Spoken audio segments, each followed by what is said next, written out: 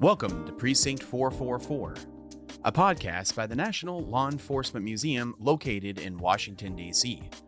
Here at Precinct 444, we cover a wide range of topics surrounding American law enforcement through our 4 core shows and bonus content.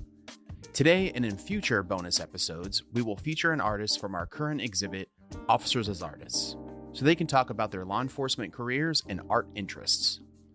Be sure to check back every other week as we publish more episodes featuring an artist. And remember, our core shows are released every other Wednesday, so don't miss those. Thanks for listening, stay safe, and come see us in Washington, D.C. All right, welcome to Precinct 444. We are here with our Officers as Artists series, and I'm here with Josh Blackwell, who's one of our featured artists here in the exhibit. So welcome, Josh. Hey, thank you very much. Appreciate it. And before we really get started with the interview, could you introduce yourself to us? Tell us the agency that you're from and your title, as well as your length of service in law enforcement. Yeah, sure. My name is Joshua Blackwell. I'm from Tuscola, Illinois, and the agency that I was a part of was the Douglas County Sheriff's Office in Tuscola, Illinois. I spent 15 years there and 1 month. I actually retired as the sheriff of Douglas County back in 2021. Very cool. So you are one of the artists in the exhibit. That's what brings you here. You're also obviously a law enforcement officer. But tell us about the piece that you have in the exhibit today. Sure. Yeah, the piece I have is called Lost and Forgotten. And so it's actually was taken in an abandoned building that has since been demolished. But, I like this particular piece because at one time this building had been used by the military for training purposes. And, it's obviously something that there was education that went on there. There was a lot of day-to-day operations that went on there. And then it kind of closed down and obviously was just forgotten about. It was, fell into disrepair and was actually taken over by a city in Illinois and has since been taken down. But so it's one of those things where I wanted to capture just the beauty of the actual structure and how much went into it, and then see where it's at now, where you can tell it's kind of been lost and basically forgotten about. Absolutely. And you're a photographer, correct? Yes. Yeah. So what got you started in photography? I guess I should ask. Really just I like to capture moments in time that spark something inside me, right? So if that's a beautiful sunrise, I'll capture that. If it's something that makes me sad, I'll capture that. But it's just a moment where I can take that image and really modify it so others can get kind of that same experience that I did by seeing that beauty in real life.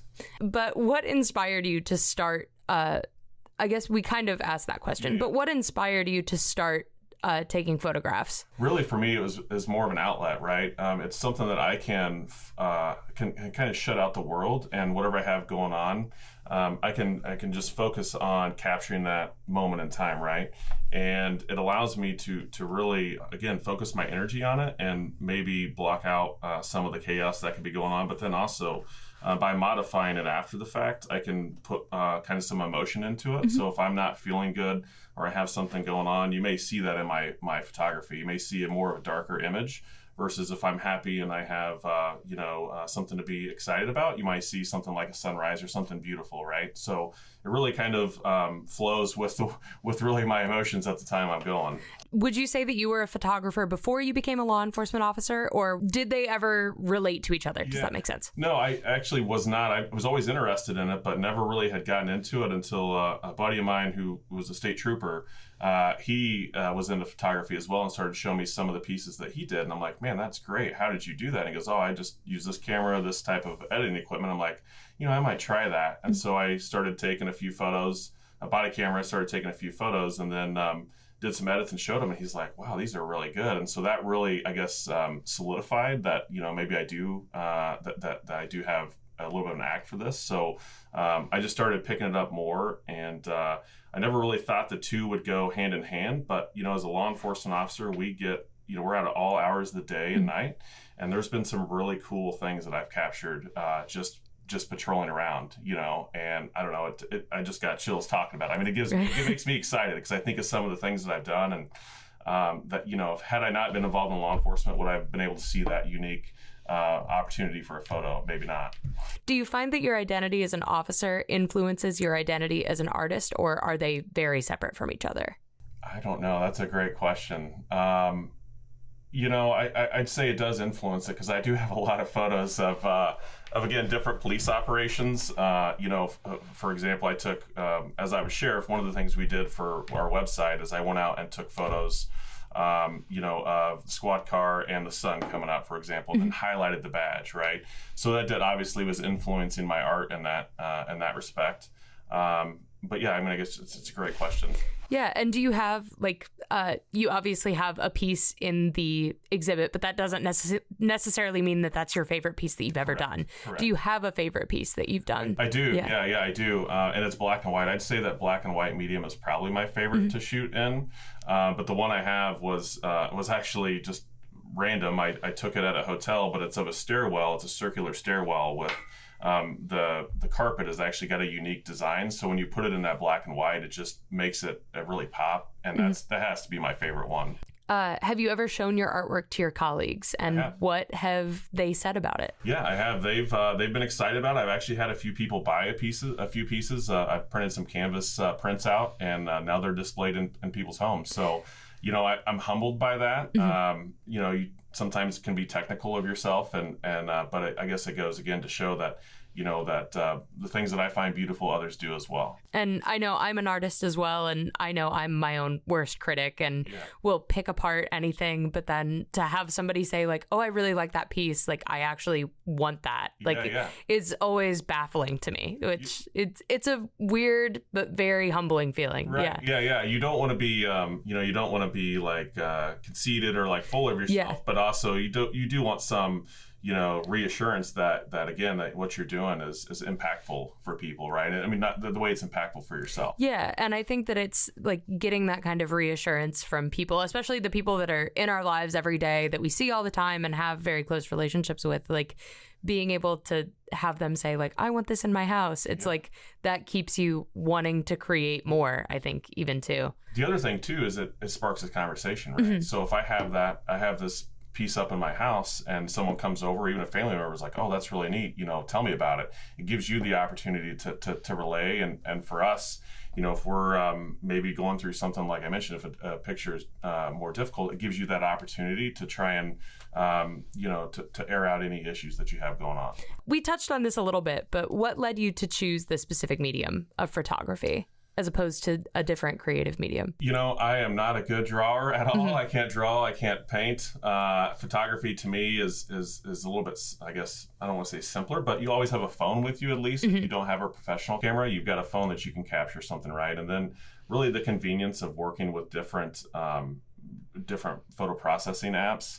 Again, it's much more up my line versus I'd love to be able to paint something or draw. I just unfortunately have not been given that talent to be able to do it. Yeah, and I have not been given the photography talent. So we all have our strengths and weaknesses. Exactly. Did your decision to start creating come from wanting to cope with the stress of the job, or does it help cope with the stress of the job? Well, it did. Yeah, it was a byproduct. That wasn't really why I got into it. I initially got into it just because I liked, I like taking photos and kind of reliving those moments in time. But as I got into it the more I found myself self-expressing, and again, when you're dealing with black and white, you have the ability to do a vignette. So if you're, if you're feeling bad, you can do something, but also, I have a picture of it's an old abandoned observatory. It's a state park in Illinois, and there's a flower that's coming up, and it's black and white, but the sun's shining on it, so to me, that just, it's golden and beautiful, and you're capturing what's around you in nature, and it's a happy moment. So, again, that would have been reflected at that time. I was looking for something positive, right? So I think they do go hand in hand with each other. And if you could encourage any of your colleagues to take up something creative, what would you say? Oh, I would say do it. I mean, in this job, it's very easy to get stuck in a routine, right? And we have a ton of other stressors, not to mention the stress of the job, but then, if you work midnights, then you have to get up 3 hours later to go to court, and then maybe you have to do an 8-hour turnaround, right? You've got something that's draining on you. you need that self-care time. And if you find it interesting, or it finds that it is fulfilling to do some sort of art medium, I would say do it, because you're only helping yourself at the end of the day. You're from Illinois, and we've got artists from all over the country that are featured in this exhibit in downtown Washington, D.C., where we're right down the street from the National Portrait Gallery and all these other famous artists that are on display. What does it mean to you to have your work on display here at the National Law Enforcement Museum? It's I'm very humbled by it. My chief deputy was killed in 2007 and in the line of duty, and I went out there and scratched his name, and to be in that same area is just something that's it's very humbling to see. We're very fortunate to be able to have artists and be able to show this very human side of the field of law enforcement, because art is a very raw and human thing, regardless of what the subject matter is. Yeah, so absolutely.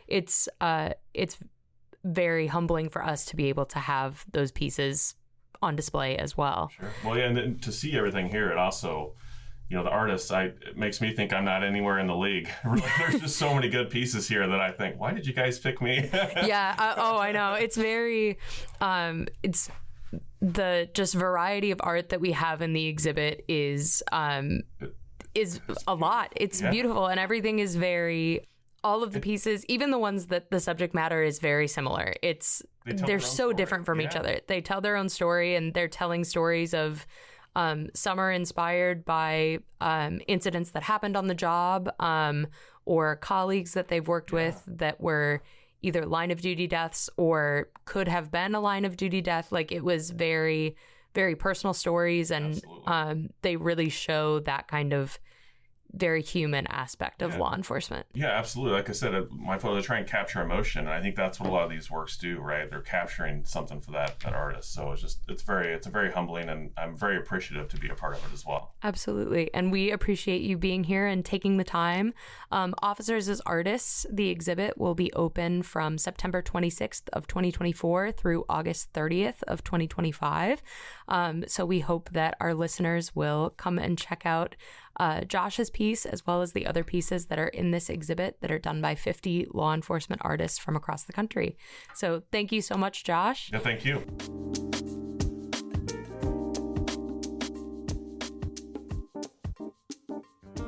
Thanks for listening to this special bonus content featuring an artist from the museum's temporary exhibit, Officers as Artists, where the artworks of 50 law enforcement officers from all over the country are on display now through August 30th of this year. And remember, our core shows are released every other Wednesday, so don't miss those. Thanks for listening, stay safe, and come see us in Washington, D.C. Please subscribe to Precinct 444 on your favorite podcasting platform to stay connected and to receive our latest content as soon as it drops. We would love to hear from you. Send in your questions, comments, and feedback to precinct444@nleomf.org. You can help us make our content even better. The National Law Enforcement Museum is located at 444 East Street Northwest in Washington, D.C., and is dedicated to telling the story of American law enforcement. We expand and enrich the relationship between law enforcement and the community through educational journeys, immersive exhibitions, and insightful programs. Find us online at lawenforcementmuseum.org and stay tuned for more podcast content from Precinct 444. Until next time, stay safe. We'll see you at the Precinct.